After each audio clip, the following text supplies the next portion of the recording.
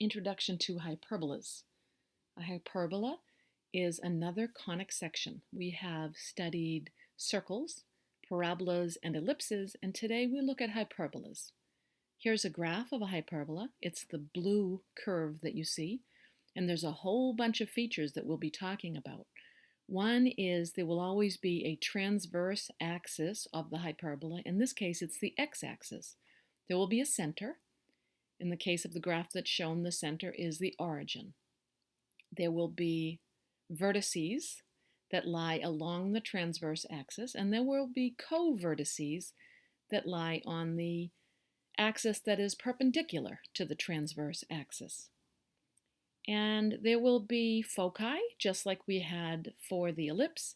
Finally, we will be talking about asymptotes, which are the lines that the curve approaches but will never quite reach. In this case of the graph that's shown, it's the dotted orange line is the asymptote. There are two. So let's jump right in and take a look at the standard form of a hyperbola. One that is centered at the origin, whose transverse axis is the x-axis, looks like this: x squared over a squared minus y squared over b squared is equal to 1. This looks closely related to the ellipse, but notice there is a minus instead of a plus. And because the x squared term comes first, that's why the transverse axis is the x-axis in this case. What about if the y squared term comes first? Then the transverse axis will be the y-axis. Of course, we will have hyperbolas that are not always centered at the origin, so the general form of a hyperbola centered at h, k will look like this. This one will be parallel, the transverse axis will be parallel to the x-axis because the x squared term came first. If the hyperbola has a transverse axis parallel to the y-axis, then the y squared term will come first. So now I'm going to show you two graphs of hyperbolas, and we are asked to match the graph to one of these four equations that are shown. The first thing that I hope you'll recognize with me is that the transverse axis in both cases is the x-axis. The center is 0, 0. So we would expect the equation to start with x squared, not y squared. We can safely eliminate these last two equations. Now let's look at the first graph. Notice the vertices are 1 and -1.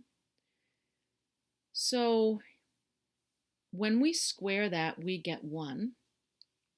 We're expecting x squared to be over 1. Therefore, it matches this equation. In the remaining graph, the vertices are 2 and -2. When you square that, you get 4. I'm expecting x squared to be over the number 4.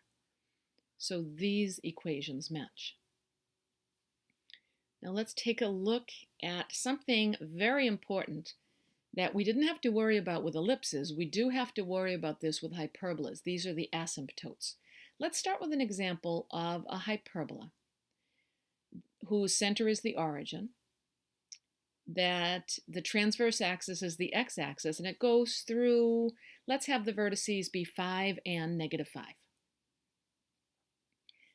So every hyperbola has not only vertices but also asymptotes that the curve will approach but never reach. My asymptotes are in orange dotted lines here. But there are other hyperbolas whose vertices would also be 5, 0 and -5, 0, whose transverse axis would also be the x-axis, but notice it's a different hyperbola. That's because the asymptotes are different. So we're going to have to figure out the equations of these asymptotes. And there are two ways we can do that. We can use a formula.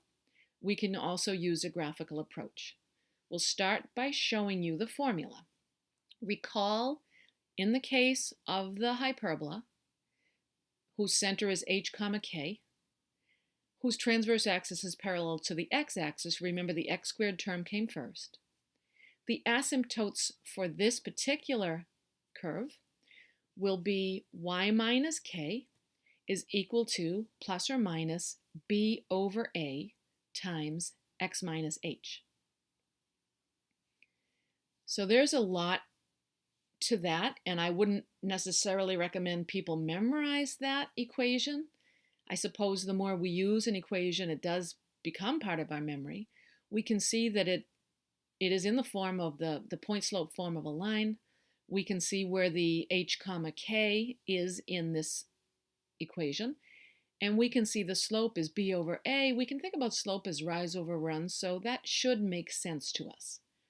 Now what about the hyperbola whose transverse axis is parallel to the y-axis and center is h comma k?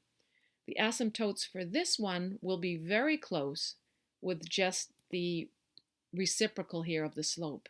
It's y minus k equals plus or minus a over b times x minus h. Now the reason for this is because, remember, when the transverse axis is parallel to the y-axis, the y squared term comes first. Therefore, when you think about rise and run, it makes sense to have a over b. Again, I don't prefer to memorize equations that are quite involved. We'll show you how to find the equation of the asymptote using a graphical approach, and then you have your choice. We will start with the description of a hyperbola. The center is at 0, 0.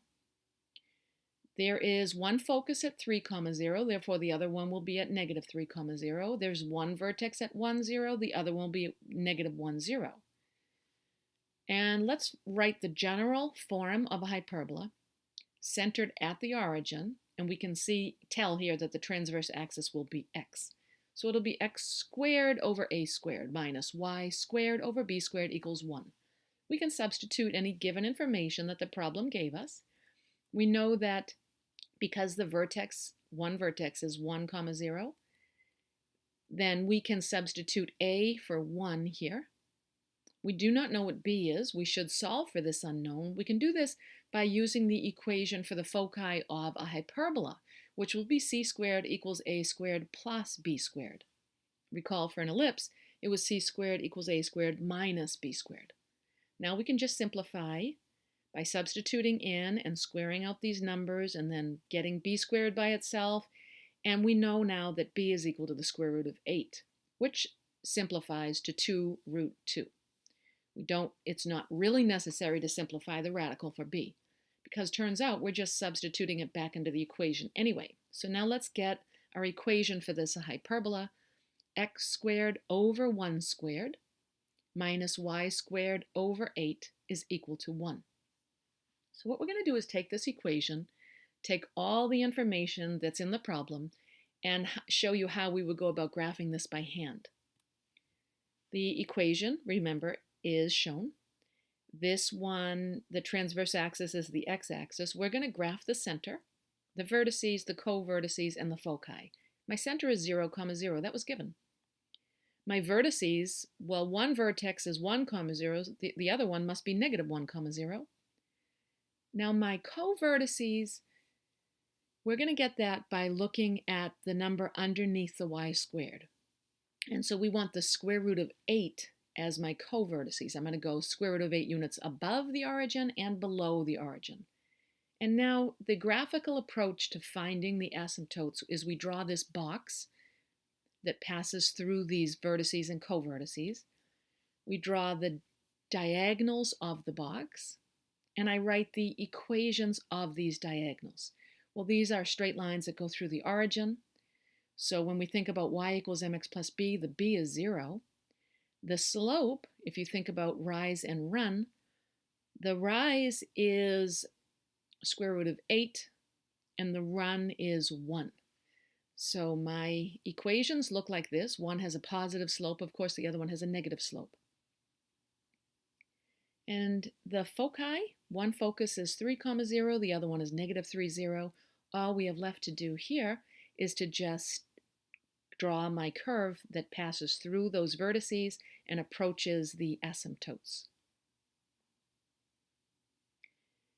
So just to review, some people don't prefer the graphical approach for the asymptotes.